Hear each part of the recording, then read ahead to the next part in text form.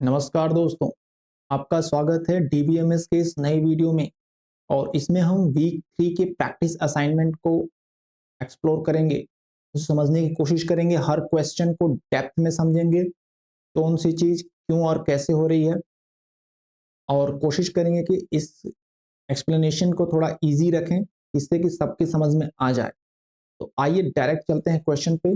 मेरी कोशिश अच्छी लगे तो वीडियो को लाइक ज़रूर करिएगा और अपने अच्छे विचार कमेंट में रखिएगा। और जैसा आपको सपोर्ट मिलेगा फिर मैं आगे वीडियोस जल्दी बनाता रहूँगा। तो इसलिए वीडियो शेयर भी करें दूसरों के साथ और लाइक, शेयर एंड सब्सक्राइब ज़रूर करें। ठीक है? चलिए क्वेश्चन पे चलते हैं। पहला क्वेश्चन कह रहा है consider the relation schema given in figure. देखिए इस फिगर में जो है स्कीमा दिए हैं रिलेशन। स्कीमा को हम समझ लेते हैं एक बार। देखिए यहाँ पर डेब्ट्स मास्टर करके एक रिलेशन है, टेबल है, जिसमें जो डेब्ट आईडी है वो प्राइमरी की है। ये जो सिंबल है ये बता रहा है कि यहाँ पे प्राइमरी की है। हॉल मास्टर एक रिलेशन है जिसमें हॉल आईडी जो है प्राइमरी की है। ओके, फिर एक हॉल बुकिंग करके रिलेशन है, इसमें कोई भी प्राइमरी की नहीं है, लेकिन यहाँ पर देखिए हॉल आईडी को एरो बना है यहाँ से, यानी कि ये जो प्राइमरी की है यहाँ पे फॉरेन की है, और डेप्ट आईडी जो है यहाँ पे जो प्राइमरी की है वो यहाँ पे फॉरेन की है। तो यहाँ पर हॉल आईडी और डेप्ट आईडी दोनों फॉरेन की है। ओके, चलिए अब क्वेश्चन पे चलते हैं। क्वेश्चन कह रहा है कि find the names of departments that have booked all the halls at least once in the month of January. Question को समझ लीजिए, क्वेश्चन का फिगर दिमाग में बैठा लीजिए, क्योंकि बार बार हमें क्वेश्चन पर आना पड़ता, ताकि हम जब कोड पे चलें तो हमें क्वेश्चन दिमाग में होना चाहिए कि हमें पूछा क्या गया है। पूछा जा रहा है कि find the names of departments. हमें उन डिपार्टमेंट्स के नाम चाहिए, डिपार्टमेंट्स के नेम चाहिए that have booked all the halls, जिन्होंने सभी हॉल बुक किया है at least once in the month of January, जिन्होंने सारे हॉल बुक किए हैं, all hall. Month of January में उन्होंने कम से कम एक बार तो सारे हॉल बुक किए ही हैं। ओके, चलिए हमें फाइंड करना है उन डिपार्टमेंट्स के नेम को जिन्होंने सारे हॉल को जनवरी मंथ में बुक किया है, booked all the halls at least once in the month of January. पहला कोड देखते हैं, select department name from dept master. Dept master में डिपार्टमेंट नेम है, डिपार्टमेंट नेम आपका डेप्ट मास्टर में है, ठीक है। वेयर डिपार्टमेंट आईडी इन, जहां पर डिपार्टमेंट आईडी होनी चाहिए, कहां पे होनी चाहिए डिपार्टमेंट आईडी, इन। अब इन के बाद जो ये सब क्वेरी है, ये देखिए कहाँ ओपन और क्लोज हो रही है, ये सब क्वेरी यहाँ पे ओपन हो रही है, और इसका जो ब्रैकेट है वो कहाँ पे क्लोज हो रहा है, अगर आप देखें तो यहाँ पे क्लोज हो रहा है, यानी पूरी ये सब क्वेरी है, ये सब क्वेरी का पार्ट है, वैसे लिखा भी इस हिसाब से गया है।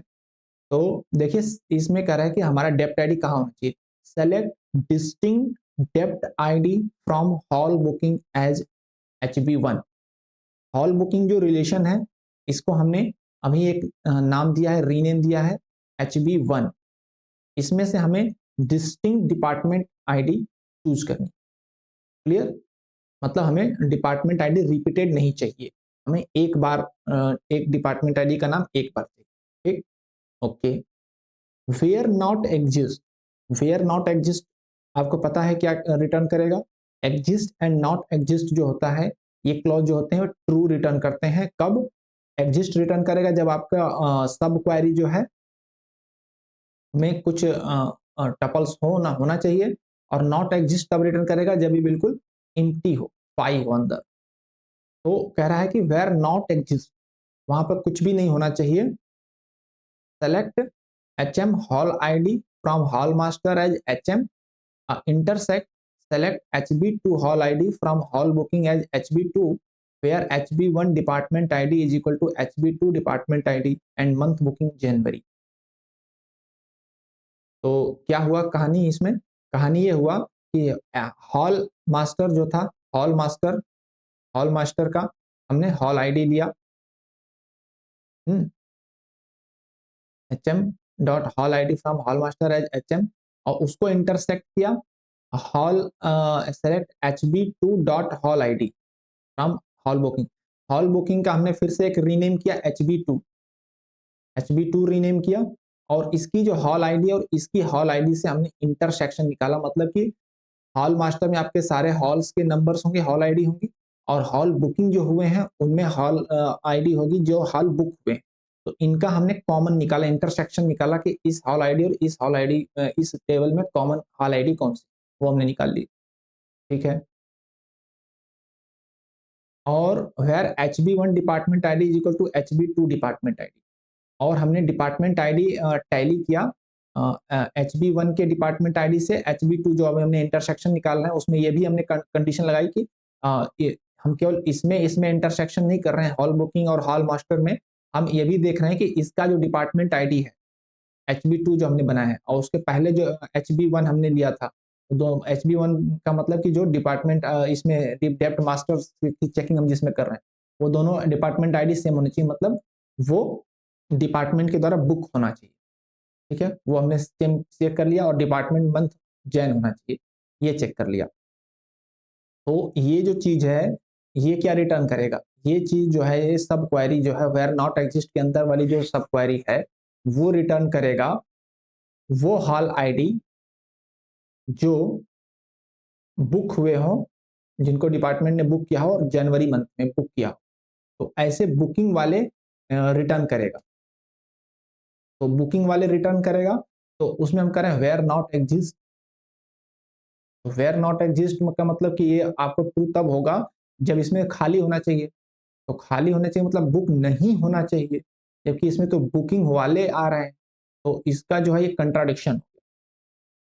अगर एग्जिस्ट होता तो फिर हम समझता हमारा ये कुछ हद तक सही हो सकता था, लेकिन एग्जिस्ट नहीं है, यहाँ पर नॉट एग्जिस्ट है, तो ये इसका उल्टा हो गया।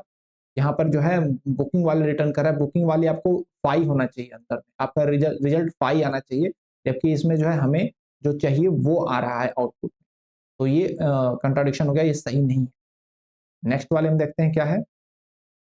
नेक्स्ट वाले में जो सही कोड है उसमें क्या है, where department ID in select distinct department ID from hall booking as HB1 where not exist select hall ID from hall master and accept.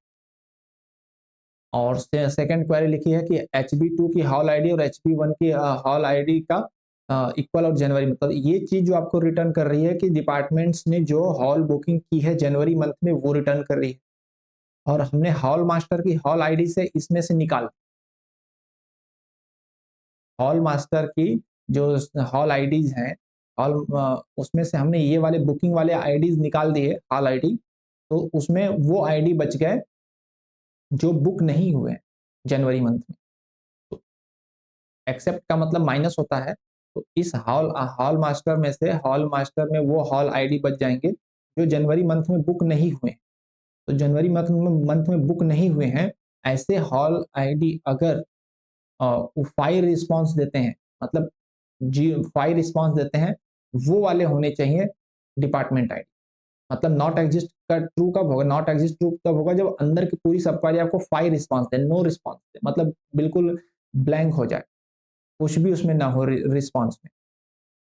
तो मतलब ये कह रहा है कि इसका आप उल्टा आप सोचो कि हॉल आईडी वो होनी चाहिए जिसमें से अगर हम जनवरी बुकिंग वाले निकाल दें तो फाइव हो जाए, यानी कि आपको यही वाले चाहिए जो जनवरी बुक में बुक हुए हों, यही वाले चाहिए।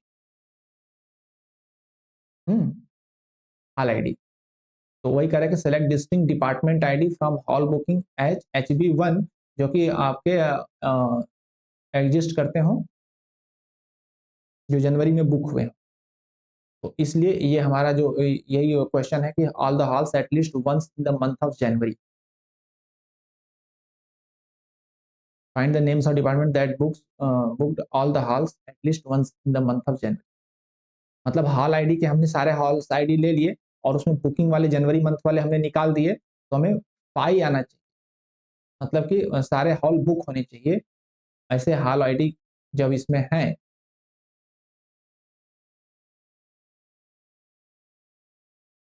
तो मतलब सारे हॉल आईडी बुक हैं इसमें जो बुकिंग हुए हैं जनवरी में, तो हमें जो है वो डिस्टिंक्ट डिपार्टमेंट आईडी देगा, तो उसमें से हम डिपार्टमेंट नेम को डेप्थ मास्टर से सेलेक्ट करेंगे, तो ये कोड जो है वो सही होता है। नेक्स्ट वाले में देखें क्या है। नेक्स्ट कह रहा है कि select department name from dept master where dept ID in, select distinct department ID from hall booking as HB1 where exist, select HM hall ID from hall master as HM and accept HB2 hall ID from hall booking as HB2 where HB1 department is equal to HB2 department and month booking Jan। तो यहाँ पे क्या हो रहा है कि आपने जो है बुकिंग मंथ जनवरी मंथ में जो बुक हुई हैं उन हॉल आईडी को निकाल दिया इसमें हॉल पूरे हॉल लिस्ट में से जो हॉल आईडी बुक हुई है वो हॉल आईडी अगर निकाल दे तो भी यहाँ पर आपको एग्जिस्ट बोल रहा है। इसका मतलब कि आपको यहाँ पर कुछ ना कुछ हॉल आईडी बची होनी चाहिए। जनवरी में जो बुक हुई है वैसे हॉल आईडी निकालने के बाद भी अगर आपकी हॉल आईडी बच रही है, ऐसे डिपार्टमेंट आईडी को सिलेक्ट करके डिपार्टमेंट नेम बताइए। तो ये नहीं कह रहा है, हमें कह रहा है कि और ऐसे हॉल डिपार्टमेंट नेम जो कि पूरे सारे हॉल बुक किए हैं, मतलब निकालने के बाद आपको नॉट एग्जिस्ट यहाँ पे होना चाहिए। अगर नॉट एग्जिस्ट होता तो ये चल जाता, तो ये गलत हो गया। अगर एग्जिस्ट बता रहा मतलब कि आपके हॉल बचे होने चाहिए, अगर हमने बुकिंग वाले हॉल निकाल दिए तो ये गलत हो गया। ओके, तो नेक्स्ट वाला क्या कर रहा है, select department name from dept master where department ID in, select distinct department ID from hall booking as HB1 where exist, select HM hall ID from hall master as HM intersect, select HB2 hall ID from hall booking as HB2 where HB1 department. तो देखिए यहाँ पे क्या हुआ, यहाँ पे हालांकि exist लिखा हुआ है लेकिन ये चीज क्या बताएगा, ये चीज आपको इंटरसेक्शन जो है ये रिटर्न कर रहा है। ये नहीं बता रहा है कि इंटरसेक्शन आपको वो हॉल आईडी रिटर्न करेगा, हॉल आईडी वो हॉल आईडी रिटर्न करेगा जो हॉल मास्टर में है और जिन्होंने जो जनवरी और मंथ में बुक हुए वही हॉल आईडी रिटर्न करे। तो वो हॉल आईडी हमें नहीं चाहिए, हमें वो चाहिए कि सारे हॉल बुक होनी चाहिए। तो हमें यहाँ पर इंटरसेक्शन काम नहीं करेगा, इंटरसेक्शन से सिर्फ हमें वो कॉमन हॉल आईडी मिल जाएंगे जो जनवरी मंथ में बुक हुए हों और हॉल मास्टर में भी हैं और बुकिंग वाले में भी हैं, टेबल में है। लेकिन हमें वो डाटा चाहिए कि सारे हॉल बुक होने के बाद कोई हॉल बचे नहीं। तो वहां पर एग्जिस्ट नॉन एग्जिस्ट जो काम करेगा और एक्सेप्ट जो यहाँ पे यूज होना चाहिए, इंटरसेक्शन यहाँ पर क्लॉज काम नहीं करेगा। ठीक है, तो इसकी मीनिंग अलग हो जाती है, इसलिए ये कोड भी सही नहीं है। ओके, एक्सप्लेनेशन जो दिया है आप इसे देख सकते हैं, पढ़ सकते हैं, तो मैं इसको स्किप करके आगे क्वेश्चन पे चलता हूँ। Consider the relation schema given in figure 2 capital country. तो यहाँ पे देखिए कैपिटल में जो है कंट्री आईडी और कैपिटल आईडी प्राइमरी की है, और country ID and capital ID, और कंट्री में कंट्री आईडी एंड कंटिनेंट ये है primary. Country Capitals relation schema, what should be filled in the blank so that the following query will return the capitals of all countries that belongs to Asia but not Europe। Asia से belong करते हो but Europe से belong ना करते हो। Select capital name from capital, हमें क्या चाहिए, file number will return the Capitals of all country, उस कंट्रीज के कैपिटल्स चाहिए जो एशिया से बिलोंग करते हैं, यूरोप से बिलोंग नहीं करते हो। तो select capital name from capital, capital name को सिलेक्ट करो फ्रॉम कैपिटल से, वेयर कंट्री आईडी इन, जहां पर कंट्री आईडी आपकी होनी चाहिए, select country ID from country where continent is equal to Asia, select country ID from country where continent is equal to Europe. तो कह रहा है कि एशिया से हो बट यूरोप से ना हो, एशिया से हो एक्सेप्ट यहाँ पे लगेगा बट यूरोप से ना हो, तो उसको माइनस कर देंगे यूरोप वाला, एक्सेप्ट यूज होगा यहाँ।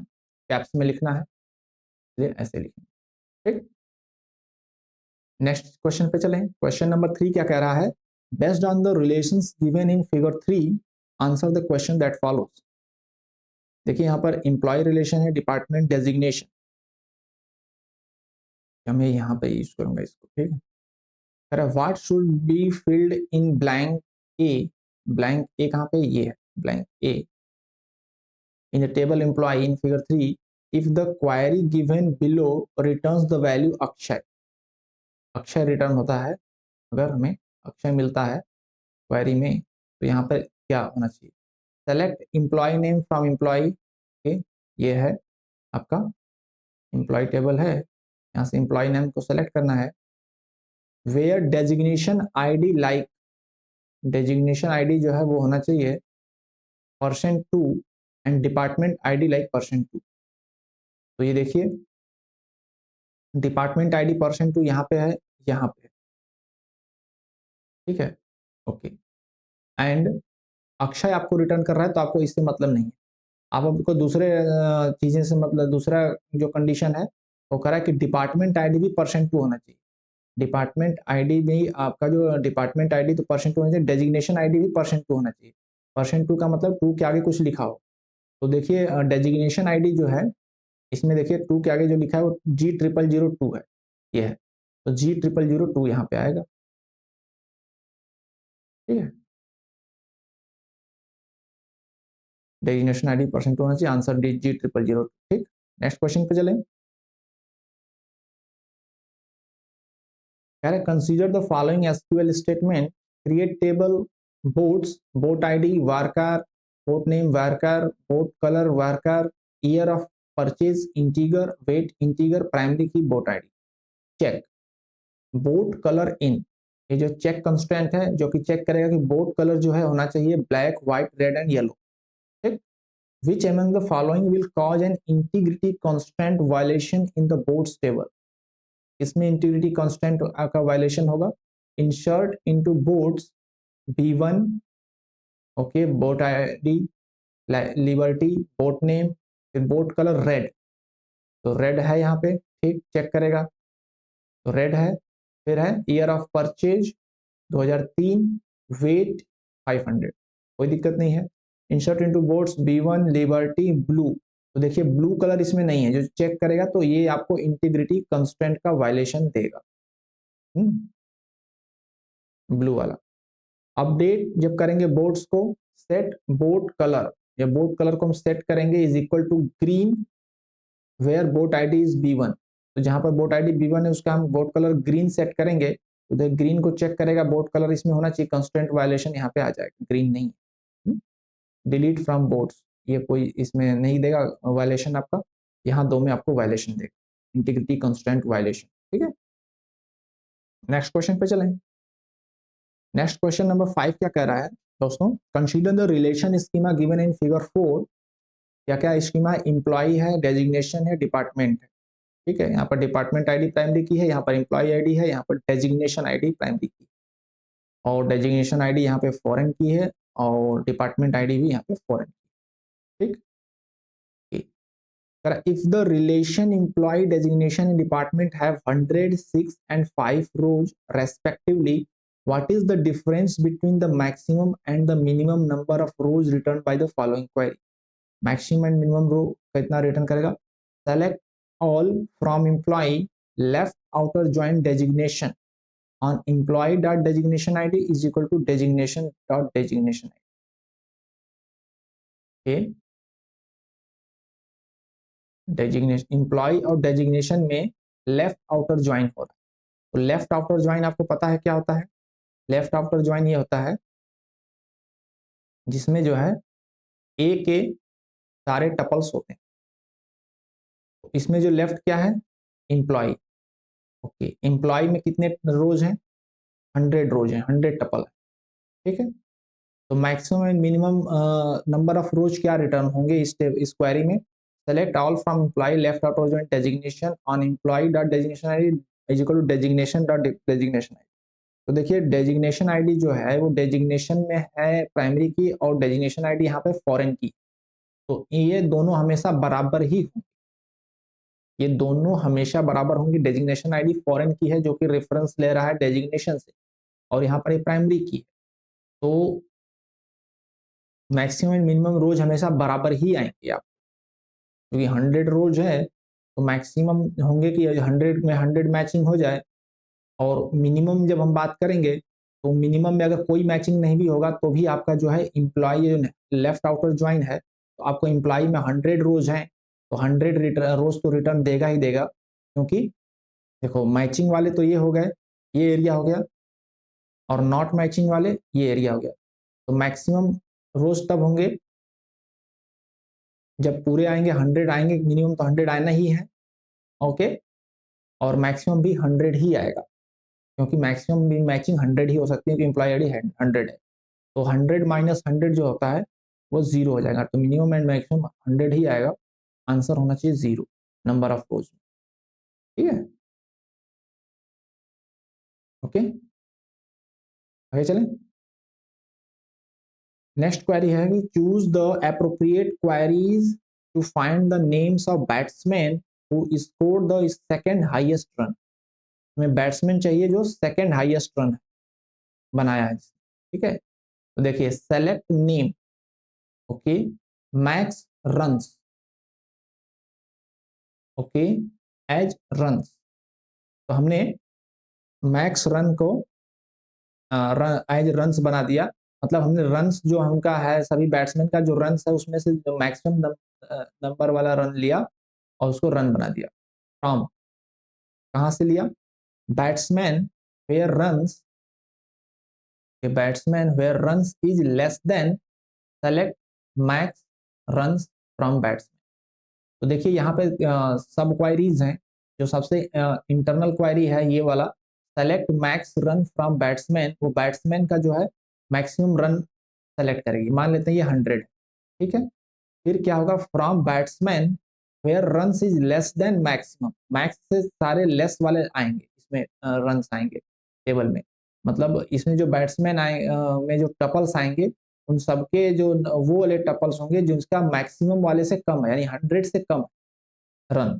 ठीक है, तो इसमें से फर्स्ट को निकाल करके रेस्ट आ जाएगा, फर्स्ट के बाद रेस्ट आ जाएगा इसमें। ठीक है, और उस रेस्ट में से जब हम मैक्सिमम रन वाला चूज करेंगे, बैट्समैन मैक्स रन चूज करेंगे, तो सेकंड आएगा, सेकंड मैक्सिमम आएगा। ठीक है, ये क्वेरी सही है, सेकंड देगी, क्योंकि इसमें आपको क्या कर रहा है कि पहला मैक्सिमम वाला निकाल लिया, फिर उससे जो छोटे हैं उनका एक टपल्स बना लिया, उनका टेबल बना लिया, और उस टेबल में से मैक्सिमम निकाला तो सेकंड मैक्सिमम आ जाएगा। Select name max runs as runs from batsman where runs in, यहाँ पे रन होना चाहिए in, select runs from batsman minus select max run from batsman. Okay, तो यहाँ पे भी वही कर रहा है कि जो बैट्समैन से सभी रन को सेलेक्ट कर ले रहा है, और उसमें से माइनस उसमें से निकाल दे रहा है select max run from batsman, जो मैक्सिमम रन है उसमें से निकाल दे रहा है।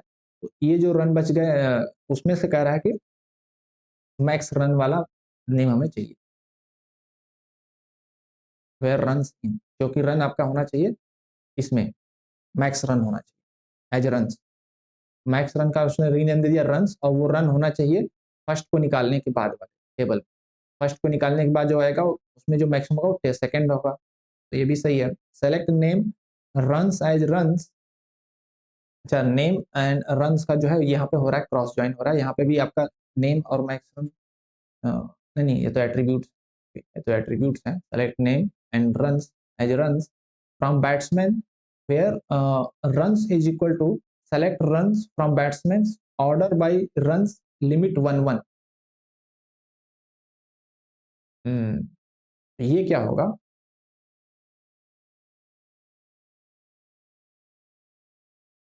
लिमिट 1-1 करने का मतलब ये होगा कि इसमें से फर्स्ट वाले को निकाल के आपको एक रो देगा। ऑफसेट इस यहाँ पर यूज होता है, ऑफसेट वाला नहीं है ऑप्शन, लग रहा है कोई उसमें ऑफसेट करके था ऑप्शन। तो उसमें क्या होता है कि आपको ऑफसेट जो होता है वो ऑफसेट के बाद जितने रोज नंबर लिखा रहता है उतने रोज को छोड़ करके करता है, रिजल्ट देता है। तो यहाँ पे भी वही ऑफसेट वाला काम होगा, यानी कि एक रो जो है select runs from batsman order by runs limit 1-1। Order by यानी कि यहाँ पे करेंगे रन्स को, जो जो होगा डिक्रीजिंग ऑर्डर में आएगा, लेकिन डिक्रीजिंग ऑर्डर यहाँ पे लिखा नहीं है, यहाँ पे ऑप्शन चेंज है एक्चुअली। एक मिनट में आपको सही ऑप्शन बताता हूँ क्या है। हाँ, तो ये वाला ऑप्शन नहीं है, ये ऑप्शन गलत है, लिमिट उन्होंने यहाँ पर ऑफसेट यूज होगा, और ऑफसेट यूज होता है यहाँ पर जो है, और ऑफसेट होगा, और ऑर्डर में आपको डिक्रीजिंग ऑर्डर में लगाएंगे, तो ये ऑप्शन गलत है, मतलब ये गलत है। और यहाँ पर आपको डिक्रीजिंग ऑर्डर में लगाएंगे, मतलब मैक्सिमम फिर उसके मैक्सिमम फिर ऐसे डिक्रीजिंग ऑर्डर में रन के द्वारा लगाएंगे। और ऑफसेट 1 का होता है कि आपको फर्स्ट वाला नंबर छोड़ करके, फर्स्ट रो छोड़ करके आउटपुट देना है। तो ऑफसेट 1 का मतलब हो जाता है फर्स्ट रो छोड़ करके आउटपुट देना, उसमें लिमिट 1 का मतलब हो जाता है कि आपको फिर एक ही आउटपुट देना है, यानी कि फर्स्ट को छोड़ दिया फिर एक आउटपुट यानी कि सेकंड वाला। तो यहाँ पर ये वाला ऑप्शन होना चाहिए जो सही है, ये गलत है। एंड फोर्थ वन है select name max runs as runs from batsman where runs is greater than select min runs from batsman.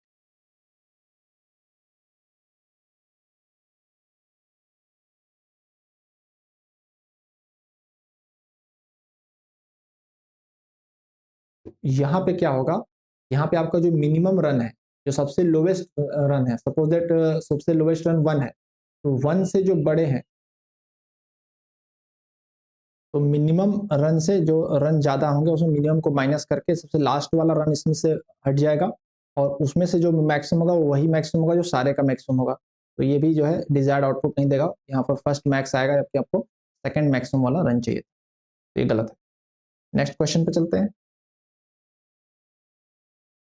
Next question कह रहा है consider the table employee department and dependent and answer the question 7 and 8। ठीक है, यहाँ पर आप देख सकते हैं प्राइमरी की क्या क्या है।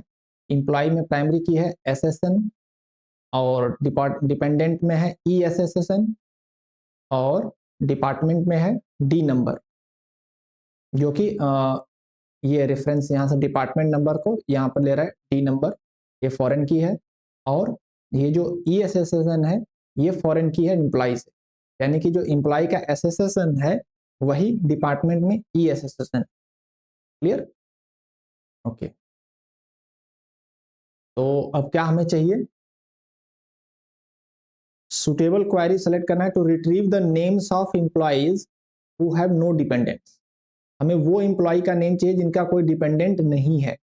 Select name from employee where not exist, select all from dependent as D where D dot S S S N is equal to E S S is equal to E S S. तो D dot E S S S N होना चाहिए। देखिए यहाँ पर पहले तो यही गलत है कि D dot S S N लिखा है, जो D dot E S S N, जो एट्रीब्यूट का नाम है डिपेंडेंट में वो E S S S S N है। तो D dot E S S S N जो लिखा है ये गलत है, यहीं पर गलत है, तो ये गलत हो जाता है। नेक्स्ट देखो, जब आपको ऑप्शन सही चूज करना है, अगर आपको कोई भी एक गलती मिल जाती है तो आप वो ऑप्शन गलत हो गया तो फिर आप आगे बढ़ सकते हैं, फिर उसमें ज्यादा टाइम वेस्ट करने की जरूरत नहीं है। और नेक्स्ट करें select name from dependent, name select करना है फ्रॉम डिपेंडेंट से। आपको इंप्लॉय नेम सेलेक्ट करना है जिसके डिपेंडेंट नहीं है, नेम्स ऑफ इंप्लॉइज, तो नेम्स ऑफ डिपेंडेंट ये गलत हो जाता है। फिर थर्ड है select name from employee where not exist, select all from dependent where SSSN is equal to ESSSN। तो देखिए यहाँ पर SSN क्या यहाँ पे है, SSSN जो है आपका इंप्लॉय में है और ESSN आपका डिपेंडेंट में है। तो ये जी चीज देगा जहां पर दोनों के इक्वल हैं, इसका मतलब कि आपको मिलेगा वो डिपेंडेंट के नेम जिनके जहां पर जो इंप्लॉय जिनसे कनेक्ट है, मतलब जो इंप्लॉय के डिपेंडेंट हैं वो मिलेंगे। तो कह रहा है कि जो डिपेंडेंट हैं, मतलब यस डिपेंडेंट हैं, वो लिस्ट यहाँ से मिलेगी, select all from dependent where SSN और ESSN है। तो आपको डिपेंडेंट से आपको पूरा टेबल मिल जाएगा, जहां वो टेबल मिलेंगे जहां पर जो डिपेंडेंट के टेबल हैं जो इंप्लॉय जिनके ऑलरेडी है, मतलब इंप्लॉय के जो डिपेंडेंट हैं उनके टेबल मिलेंगे। तो वेयर नॉट एग्जिस्ट, तो ये ट्रू कब होगा, वो डिपेंडेंट के वो टेबल जो कि SSN और ESSN बराबर नहीं है, जो कि इंप्लॉय से लिंक नहीं है, मतलब इंप्लॉय से अवेलेबल इंप्लॉय के डिपेंडेंट नहीं है, तो डिपेंडेंट की वो टपल्स मिलेंगे जो जिनके इंप्लॉय नहीं है, मतलब जो इंप्लॉय के जिनके डिपेंडेंट नहीं है, ये ट्रू तब रिटर्न करेगा। तो फ्रॉम इंप्लॉय, तो इंप्लॉय के वो आएंगे जिनके डिपेंडेंट नहीं। अगर इंप्लॉय टेबल की बात करें तो इंप्लॉय वो इंप्लॉय जिनके डिपेंडेंट नहीं है तब ये ट्रू रिटर्न करेगा, देन ये टेबल आपको सही रिजल्ट देगा। समझ में आया? नॉट एग्जिस्ट ट्रू तब करता है जब ये ब्लैंक हो जाता है, जब आपको 5 मिलता है, और एग्जिस्ट तब ट्रू होता है जब आपको कुछ एलिमेंट मिलते हैं, टपल्स मिलते हैं। नॉट एग्जिस्ट ट्रू तब होगा जब ये बिल्कुल ब्लैंक हो जाएगा। तो ब्लैंक कब होगा, इस लिस्ट में आपको यस कब हो रहा है, यस तब हो रहा है जब आपका SSN और ESSN बराबर है, मतलब इंप्लॉय हैविंग डिपेंडेंट, तो ये आपको यस हो रहा है। मतलब इसमें आपको टपल्स आ रहे हैं, आपको फाई चाहिए तो वो आएगा employee is not equal to SSN, तो आपको फाई मिलेगा। तो ऐसे लिस्ट आएगी एम्प्लॉय की जिनके डिपेंडेंट नहीं है, तो वो नेम आ जाएंगे। इसमें कह रहा select name from employee where in select all from employee where SSN is equal to ESSN. देखो ये तो एरर है कोड में, क्योंकि यहाँ पर एम्प्लॉय लिया है, यहाँ पर एलियास का एरर है। देखिए एलियास जो होता है, जो आपको एट्रीब्यूट्स आप यूज करते हो वो आने चाहिए, आपके यूज होने चाहिए। यहाँ पर एम्प्लॉय यूज हुआ है, यहाँ पर भी एम्प्लॉय यूज हुआ है, तो एम्प्लॉय का जो है एट्रीब्यूट वो है एसएसएन। एसएसएन तो आइडेंटिफाइड है क्वेरी में, लेकिन ई एसएसएन जो कि डिपेंडेंट का एट्रीब्यूट है वो आइडेंटिफाई नहीं है, क्योंकि यहाँ पर क्वेरी में कहीं भी डिपेंडेंट यूज नहीं हुआ है। देखिए यहाँ भी एम्प्लॉय यूज हुआ है, यहाँ भी एम्प्लॉय हुआ है। एसएसएन तो आइडेंटिफाइड है, बट ई एसएसएन यहाँ पर आइडेंटिफाइड नहीं है इस क्वेरी में। जबकि बाकी में देखोगे तो नेम एम्प्लॉय और डिपेंडेंट दोनों आए हैं, एसएसएन ई एसएसएन कोई यूज होना है तो आपके दोनों रिलेशन के नेम होने चाहिए, तो यहाँ पर ये एरर देगा। नेक्स्ट क्वेश्चन पे चलते हैं। नेक्स्ट क्वेश्चन है select the suitable query to retrieve the names of employees who have some dependents whose name ends with Kumar. Select name from dependent, आपको चाहिए नेम्स ऑफ एम्प्लॉय, तो सेलेक्ट नेम फ्रॉम डिपेंडेंट गलत। Select name from employee where E S S N in, select S S N from dependent, तो गलत है। यहाँ पे देखो एस एस एन जो है आपका एम्प्लॉय में है और ई एस एस एन आपका डिपेंडेंट में, तो ये तो यही गलत हो गया। Select name from employee where S S N in, select E S S N from dependent where depth name like percentage Kumar, तो ये सेम चीज है, बट यहाँ पे जो है एस एस एन और ई एस एस एन जो है एट्रीब्यूट्स इनका इंटरचेंज है, ये सही है। Select name from employee where S S N in, select E S S N from dependent where depth name like Kumar, Kumar नहीं, यहाँ पर आपको परसेंटेज कुमार, ठीक, ये गलत है। नेक्स्ट चलते हैं। Next consider the table employee and table department as shown in figure 5, answer the question that follows. Employee और डिपार्टमेंट है, कह रहा है what will be the output of the following query, select employee ID और department name.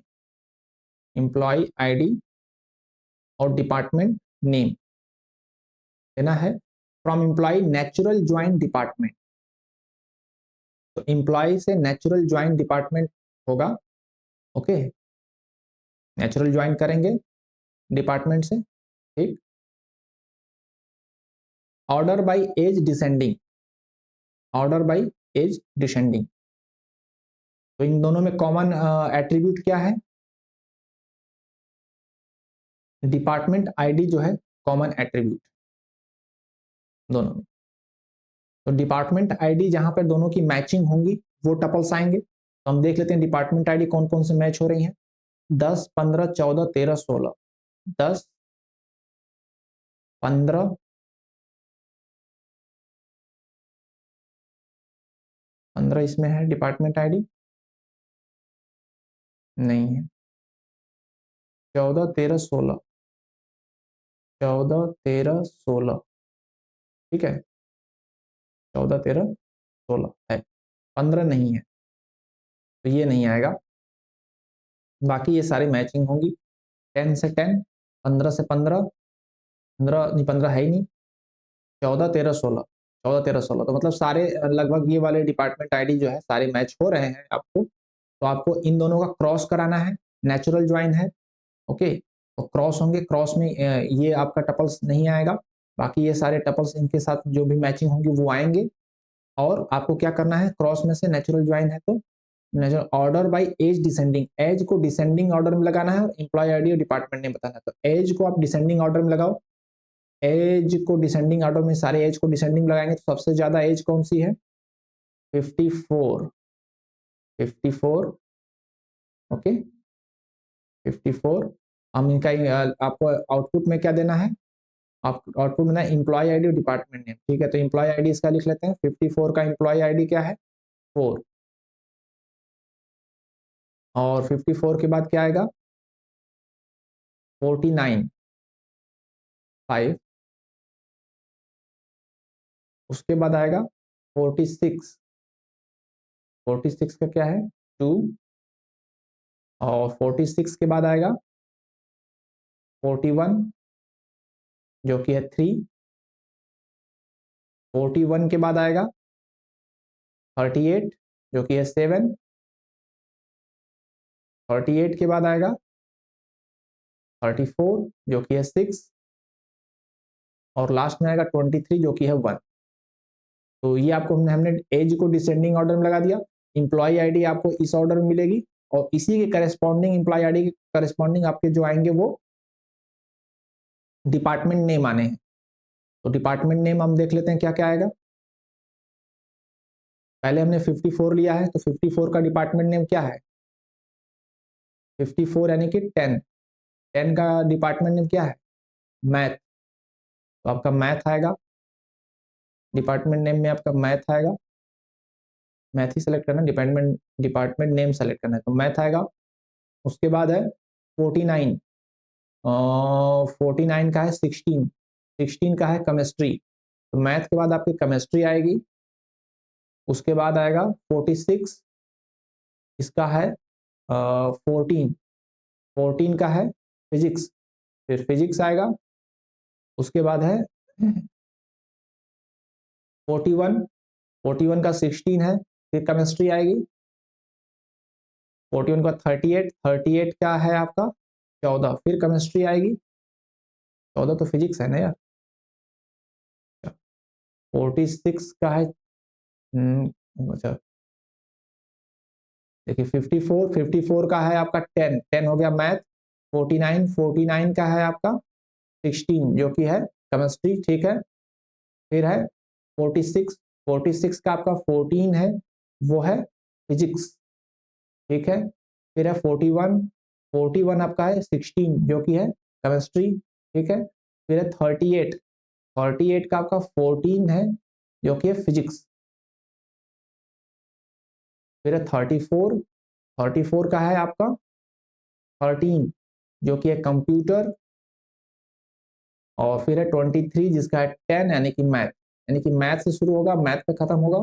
और 452371 ऐसे भी देख सकते हैं। तो इंप्लॉय आईडी 452371, 452371 ये हो गया, और ये हो जाएगा math chemistry physics, chemistry physics computer math, math chemistry physics, chemistry physics computer math, ये ऑप्शन सही है। नेक्स्ट ऑप्शन में जो है 45 ये नहीं है सीक्वेंस, यहाँ पे भी ये सीक्वेंस नहीं है, 4325 है, आपका आना चाहिए 4523,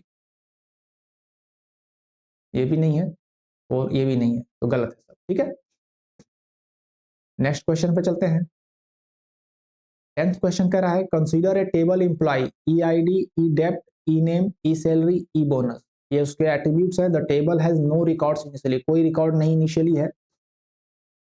क्रिएट और replace function bonus function returns trigger as begin if new dot e department is equal to R&D है, then new dot e bonus is equal to new dot e salary into 0.75, and if return new and create trigger bonus trig before insert on employee execute procedure bonus function। तो before inserting employee पे execute करना है procedure bonus function को execute करना है।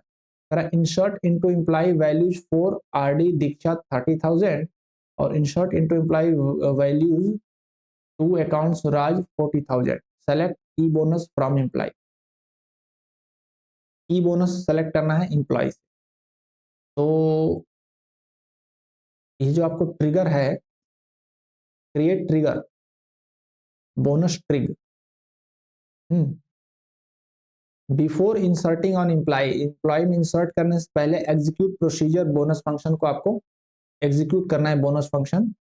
करें अगर new department RD है जो कि इसका है दीक्षा का है, तो क्या होगा न्यू ई बोनस, न्यू ई बोनस जो होगा न्यू सैलरी का 0.75 हो जाएगा।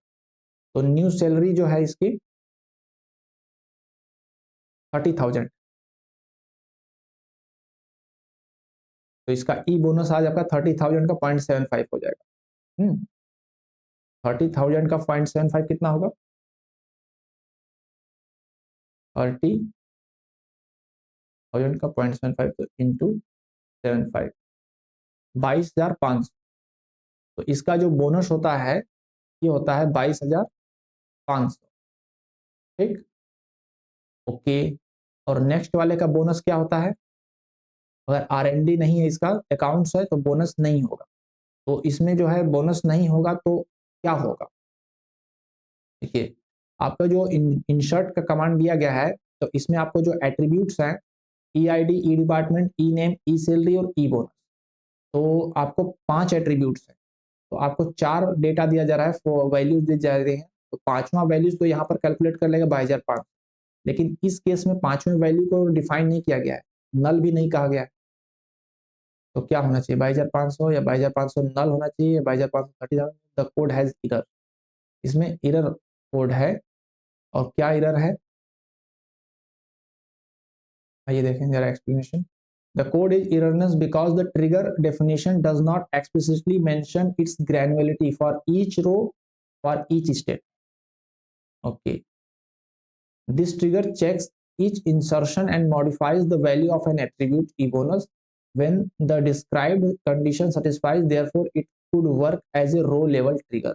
अच्छा जी, तो देखिए यहाँ पर कह रहा है कि ये इसमें नहीं है, ग्रेनुअलिटी जो इसकी है फॉर ईच रो या फॉर ईच स्टेटमेंट, ये इसमें मेंशन नहीं है, क्योंकि जब भी इसमें नया रो इंसर्ट होगा तो ये चेक करेगा कि R&D है कि नहीं डिपार्टमेंट, और उस हिसाब से उसका ई बोनस जो है डिसाइड करेगा। तो यहाँ पर ये चीज नहीं मेंशन की गई है फॉर ईच रो या फॉर ईच, जो कि रो लेवल ट्रिगर है। रो लेवल ट्रिगर का मतलब हर रो को इंसर्ट करने से पहले या इंसर्ट करने के बाद ये ट्रिगर काम करना चाहिए। तो यहाँ पर मेंशन होना चाहिए फॉर ईच रो या फॉर ईच स्टेटमेंट, जो कि मेंशन नहीं है, तो इसलिए लिखा है कि the code has error. Clear? Next question पे चलें। नेक्स्ट करें, consider an instance of the table employee given below. Employee table दिया हुआ है। If the given code is executed on this instance, then what will be the output oblique error.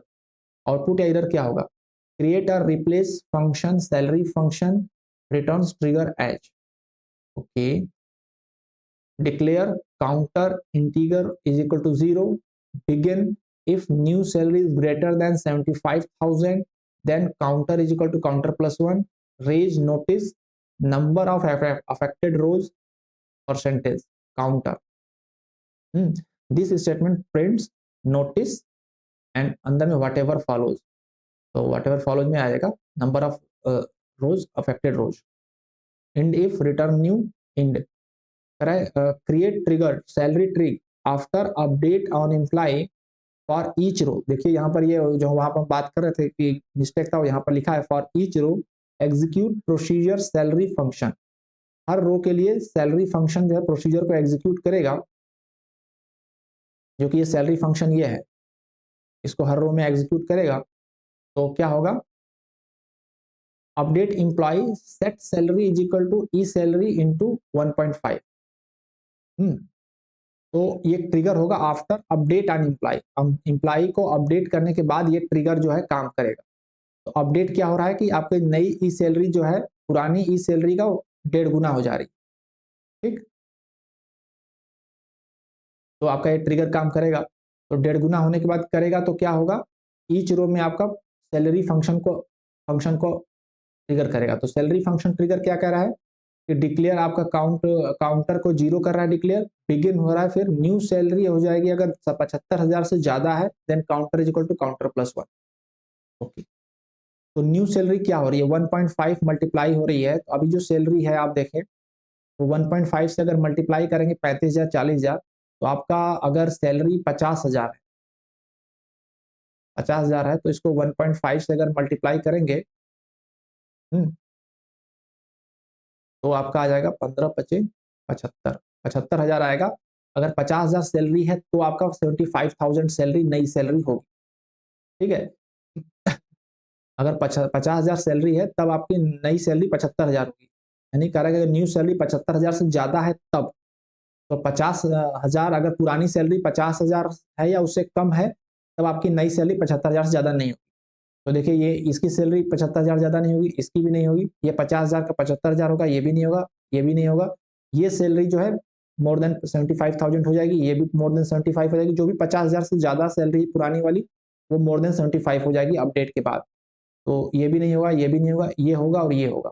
तो total 1, 2, 3, 4 रो में आपकी जो सैलरी है, वो न्यू सैलरी 75,000 से ज़्यादा होगी। तो कह रहा है कि क्रिएट ट्रिगर किया है salary trick after update on employee. Employee के अपडेट होने के बाद ये ट्रिगर होगा for each row, her row के लिए ट्रिगर होगा।